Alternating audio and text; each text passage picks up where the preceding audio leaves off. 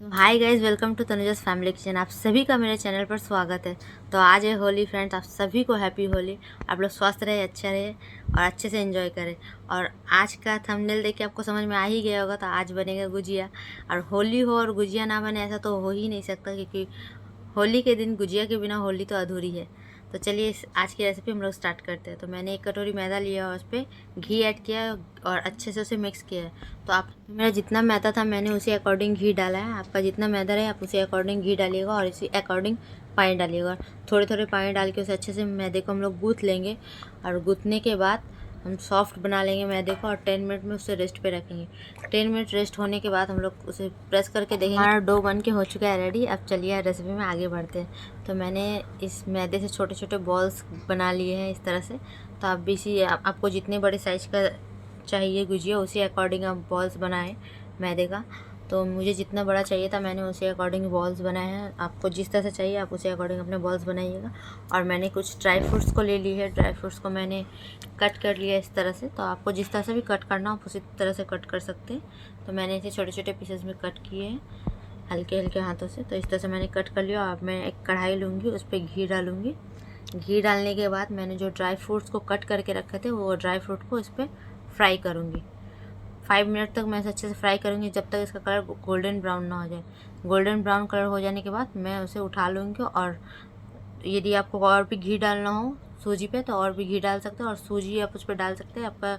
आपको जितना भी गुजिया बनाना हो उसी अकॉर्डिंग आप सूजी डालिएगा। तो मुझे जितना बनाना था मैंने उसी अकॉर्डिंग घी डाल दिया ऊपर से। और तो डालने के बाद उसे अच्छे से फ्राई करूँगी जब तक उसका कलर गोल्डन ब्राउन ना हो जाए। गोल्डन ब्राउन कलर आने पर मैं उस पर ऐड करूँगी चीनी। तो आपका जितना सूजी रहे उसी अकॉर्डिंग आप चीनी डालिएगा। तो मेरा जितना था मैंने उसी अकॉर्डिंग चीनी डाला है। और उस पर मैंने थोड़ा इलायची पाउडर भी डाला है। तो आप इलायची पाउडर देना चाहते हैं तो दे सकते हैं, और नहीं देना चाहते तो आप इसके स्किप भी कर सकते हैं। और मैंने जो ड्राई फ्रूट्स को फ्राई करके रखे थे वो ड्राई फ्रूट्स को भी मैं इस पर डाल दूँगी। डालने के बाद मैं उसे अच्छे से फ्राई करूँगी। 2 मिनट तक अच्छे से फ्राई करने के बाद उसका अच्छे से कलर और उसमें से खुशबू भी बहुत अच्छी आती है। तो जब क्योंकि यही है मेन रेसिपी इस गुजिया का। तो इसे जितना हम लोग अच्छे से फ्राई करेंगे, जितने अच्छे से इसे पकाएंगे, हमारा गुजिया उतना ही टेस्टी और उतना ही हेल्दी होगा हमारे लिए और उतना ही अच्छा लगेगा हमें खाने में। तो इस तरह से मैंने इसे बना लिया है, फ्राई कर लिया। तो आप भी इसी तरह से बनाइएगा।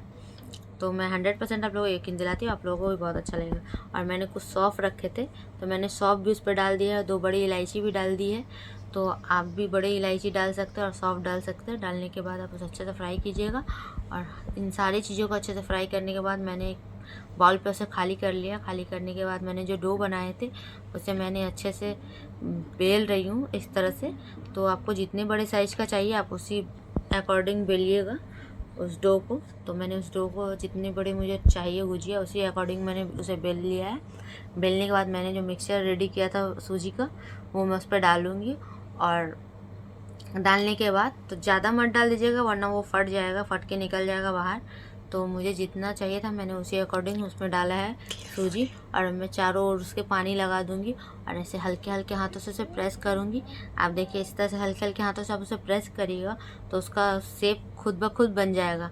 और शेप बनाने के बाद मैं इसे हल्के हल्के हाथों से इस तरह से फोल्ड कर रही हूँ। ज़्यादा प्रेशर नहीं डालना है वरना हमारे नाखून से लग के वो फट भी सकता है क्योंकि वो बहुत सॉफ्ट होता है। तो इस तरह से आप उसे फोल्ड कीजिएगा। धीरे धीरे आपको सॉफ्ट हाथों से करना है। देखिए फ्रेंड्स इस तरह से आप कीजिएगा तो इसका शेप बहुत अच्छा हो जाएगा।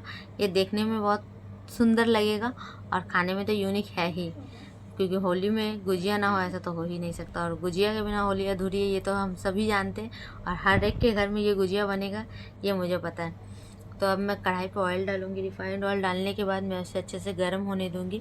गर्म होने के बाद मैं गुजिया को उसमें फ्राई करूंगी। और जब तक उसका कलर गोल्डन ब्राउन ना हो जाए, वो अंदर से भी अच्छी तरीके से पक ना जाए, तो मैं उसे अच्छे से लाल करूँगी उसी अकॉर्डिंग। तो अब इसी तरह से फ्रेंड उसे फ्राई होने दीजिएगा।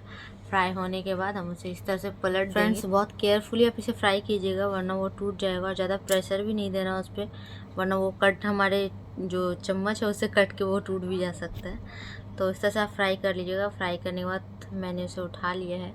एक बाउल पे। तो इस तरह से आप फ्राई कीजिएगा और आप देख ही सकते हैं इसका कलर कितना अच्छा आ गया है। तो इसी तरह से ये बहुत क्रिस्पी और बहुत टेस्टी होता है फ्रेंड्स। तो मैंने इस तरह से करके सारे गुजिया जो मैंने बना के रखे थे वो मैंने सारे फ्राई कर लिए और हमारा गुजिया बन के हो चुका है रेडी। हम इसे सर्व करेंगे, देख सकते हैं फ्रेंड। ये देखने में इतना यम्मी लग रहा है, खाने के बाद और भी अच्छा लगेगा। तो यदि आपको मेरा वीडियो अच्छा लगे तो लाइक शेयर सब्सक्राइब जरूर कर दीजिएगा और बेल आइकन को ज़रूर प्रेस कर दीजिएगा।